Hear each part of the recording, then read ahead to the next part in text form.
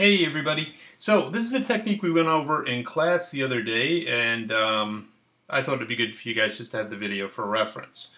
So the idea what we were talking about was cutting holes, nice round holes in polygonal objects, and we went over two different techniques.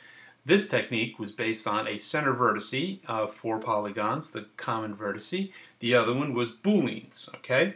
In this case, what we did was we basically built our one hole and then just built the object around it, and it had a couple other things we did which worked out well anyway, so I figured I'd give you a video on it. And so you end up with something like this, really clean, and you'll notice in this case we got a flat edge over here and it's rounded over there. Okay, so we'll show you how that works as well, and I call it thing with holes. Okay, so let's just start a new scene. Don't save, and in this case I'm just going to create a polyplane.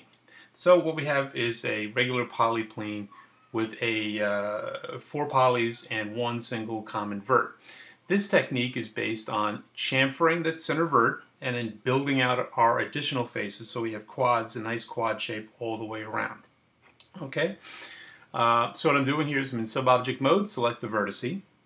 Then I'm going to hold down Shift and right click, and over here at 3 o'clock we have chamfer vertex. Okay, and that gives us the ability to take that one vert and break it up into 4 evenly spaced verts. Okay, we can get down here to face, we could delete this face. At this point now, this will actually kind of go round, but it kind of gives you this kind of choppy feel. It'll never be enough to really smooth out unless you made the geometry tremendously heavy.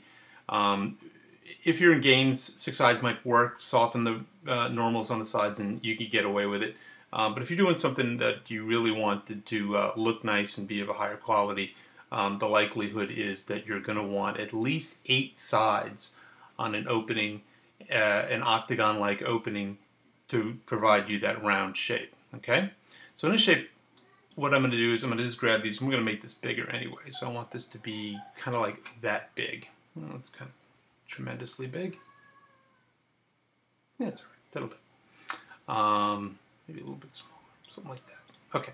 So what we need to do now is basically we need to cut into each one of these sides so that I can get 8 vertices around the opening.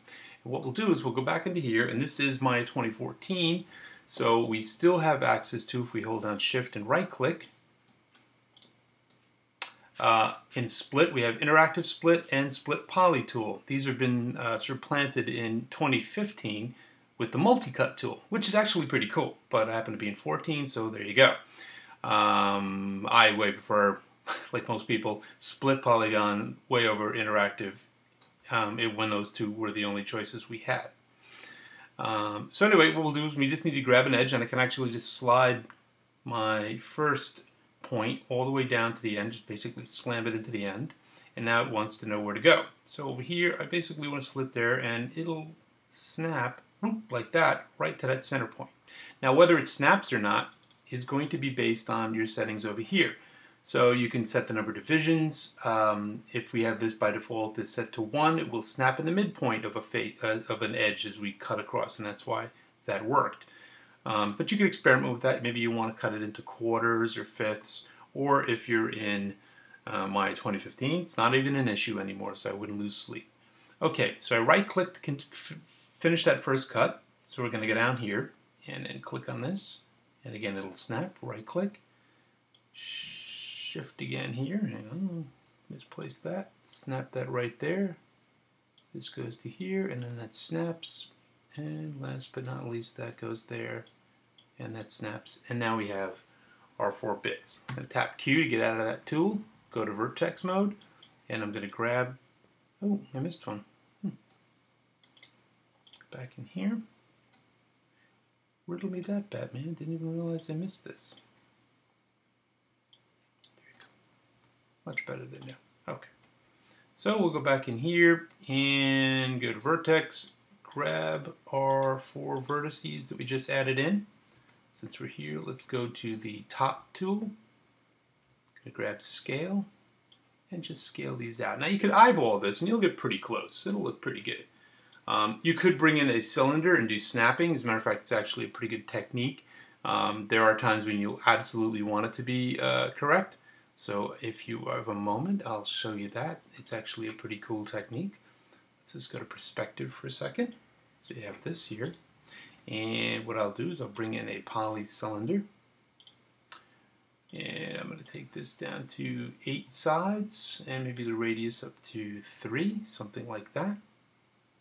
I'm going to move this up just for a second. I'm going to hold down D and V and just snap this to the bottom, which is just moving the pivot point to the bottom. And you can move the pivot point anywhere you like. Doesn't really make any difference. If you hold down D and V and then you just grab that axis, it'll move it up to there. But the V is causing it to snap to one side or the other. Next thing I just want to do is I'm going to hold that and I want to snap it down. So what I'm going to do is I'm going to hold down V, middle mouse click, and I'm going to just click on the vertex right there, and that will bring it directly down there. I'm going to show you that technique again in a minute, but just a handy way to do this really quickly. Then basically get rid of all of these. All I really need is the template. So over here I can take this, scale this up till it just about matches. Something like that. Or if I say I wanted to do something like that, we could do this. Now go in here, let me get rid of this grid because it'll be easier for you guys to actually see what we're looking at. Okay, go into top. And let me just turn on this mode. So what we can do here is go into vertex mode and grab these verts, and we just snap them to these vertices of basically this little octagon template that we brought in. Like this. So this way we know we're getting a perfect fit. So each one of these I'm holding down V and just letting it snap, and that one's already snapped in. So we're okay. Now that snapping thing I did for you guys, or I just did a minute ago, you might be like, hey, what was that? Well, what you can do, and a lot of people don't utilize this, but for quick modeling, and a lot of times for using things like guides, it's a godsend, is that you can use a snapping technique in Maya that allows you to snap to the center line of a set of vertices, but not necessarily vertices. For example, let's say I wanted to make this perfectly in the middle here. Well, if there was a vertice there, it'd be great. I would just snap and hold down to vertice, but there is no vertice in the middle. But what you can do is you can pick a line. So let's say I wanted to pick this line of vertices right here. Okay, what I can do is I can pick a single axis, so I'm going to move the object this way, and if I hold down V and pick one of these vertices and middle mouse click on it, it moves in that axis right there to that edge. Same again for the up edge. Let's say I want to move the center or the pivot to exactly this line. Change the axis that I'm moving on, hold down V, and middle mouse click like that. And it pops right up and into it. So you know that's perfectly placed. So that's why we built our hole based on that. So now that we have this, and we round it, we get a much nicer patch. And that's going to allow us to build out that piece of geometry. So we have this. First thing I'll probably do is delete the history, center pivot, and I'm going to move the pivot. And we can actually freeze transforms because it makes people happy. So let's see, I don't really want any of this stuff. I just want to do a perspective viewport. Move this down, something like this. And I want 3 more of these. So I'll actually turn on the grid so I can see what I'm doing. So what I'll do with this is I'm going to hold down X and just shove this down to this side. I'm going to hold DV and pop this right down into that corner. Okay, so all I did was I did a vertex snapping, so it's in that corner. Okay. And the advantage of doing that is that when I duplicate this, I can just snap each successive copy of the whole to the next edge and know that it's going to be perfectly flush. All right. So I'm going to hold down Control D, and that duplicates it. And what I'll do now, without doing anything else, is hold down V and just move this and snap it to there. Okay? If you haven't done anything else, the next thing you can do, which is kind of handy, is hold down the Shift D, and it'll create two more properly spaced. So the Shift D basically duplicates the object again, but whatever that transform was, your initial transform moving that out, it just duplicates it. So I'll do that one more time for you guys. So we hold down Control D, that duplicates it. Now there are two of them. I'm going to hold down V for snapping, grab it, and then just pop it right there. And now hold down Shift and tap two more times to get that. Okie dokie. So now I have my four holes to perfectly place. But at this point, they're not one cohesive object. So what I need to do is select all four and hold down Shift, and I can combine them. Okay? So now we have a single object. But if I hit smooth on it, you might look at it and say, well, that's not particularly useful.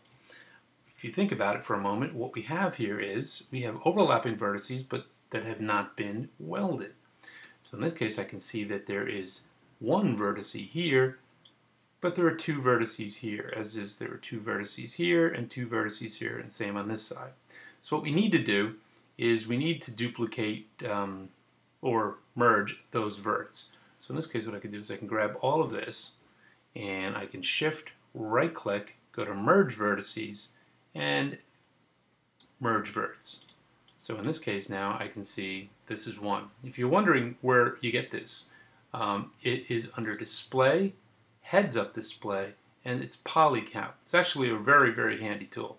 It gives you an idea of exactly what you're selecting. Sometimes you can't see. So in this scene, there are 55 vertices. Right now, if I do this, I've selected 3. So if you had vertices or you had edges that were overlapping, this gives you the ability to see them, which is kind of handy. So in this case now, it's one object, it's nice and clean, and I have, this. The only problem is we don't have square edges. But as always, how do we get square edges? Create edge loops. That's what we need. But before we do that, something I want to also do here is I'd like to create a little edge loop on the interior of these guys. Okay, basically we want to bracket this while we're here before we start creating the geometry. So going into Edge Select, double click this, hold down Shift, select all those guys. Now I'm going to Shift, right click, go to Extrude Edge, okay? And what I want is the offset. I only want a little one, so what I'll do is I'm going to hold down Control, just a little one, maybe like that.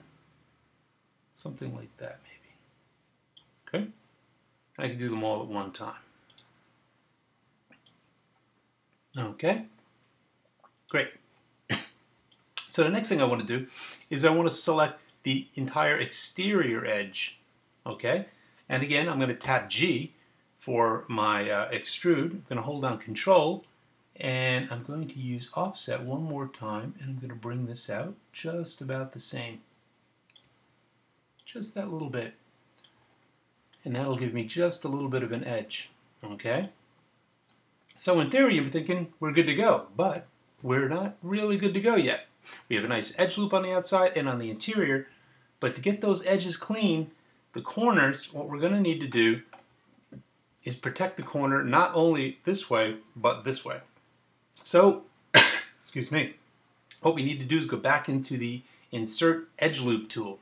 So in this case, I'm going to hold down Shift, right-click, Shift, right-click, and use the Insert Edge Loop tool. So what I'm going to do is bracket this edge so that it doesn't curve. Okay, so basically what we'll do is just going to bring these in nice and tight like this. Bring this one in nice and tight like this. Okay. And on this side, same thing. We'll just do these two corners first so you get the idea. Bring this, and we'll bring this like that. Hit Q. And back to object mode. And if we look at it now, we get nice, sharp corners. Only problem with that is we also get corners in our circle. So what's gone on here is our circle's a bit messed up, which we weren't counting on. We need the edge loops. They secure this corner, but they ruin the nice smooth edge we had here. So what you do is that you don't let the edge loops continue all the way down. A lot of times when you're modeling geometry, you might need to terminate your edge loops. This way you can take advantage of them where you need them, but they don't run right through your geometry, wrecking other parts of it. Okay? So what we're going to do is we're going to go in over here, nice and close, just like that. And there's two different ways we could do it. We could do it, well, I'll do it one way and with one and the other way with the other. Go into vertex mode, select the vertex, okay? And we're going to go shift right click, merge vertex, and grab the merge vertex tool. What I want to do is I want to merge these guys here, and I want to merge these guys here, okay? So basically what we're doing is we're terminating these lines and keeping the original edge that we had, okay? So that's one way we could do it. And down here it's basically the exact same thing. The only thing I was going to say that you could do differently, depending if you're an edge thinker or a vertex thinker, is you could select these two edges if you don't want them, and you could shift right click and you could delete those edges. And down here then you're back to vertices and just merge these guys in. So it's hardly any difference at all. Just one extra little tool that you could use. So in this case then we've got this. Now if you're the type that is flustered by the fact that you have two tiny little triangles here, what you could do is grab the edge in the middle, shift right click, and delete the edge. And now this is actually a quad. Okay? And again over here, same thing. We could go right to that edge in the middle and tap G, and that gives us a quad. So now we're back to all quads all the way around. And if we look at this,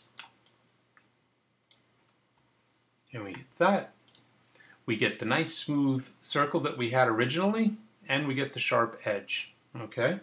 And you could do that just as easily on the other end, but I'll let you figure that out. So now we're here. So let's go in, go to face mode. First take it back down to that. Grab all of this. These are all my faces. Since we're here, let's just, well, we know we like it, so I'm going to delete history. Go back into face mode. They're all selected. And shift right click and do an extrude on the face. Okay. And in this case, what I'll do is I'm going to grab a little bit of thickness, hold down control. I could pull that up, but this gives me nice itsy bitsy control. So I want something like that. Then I'm going to tap G, do it again. Bring this up, and let's say something like that.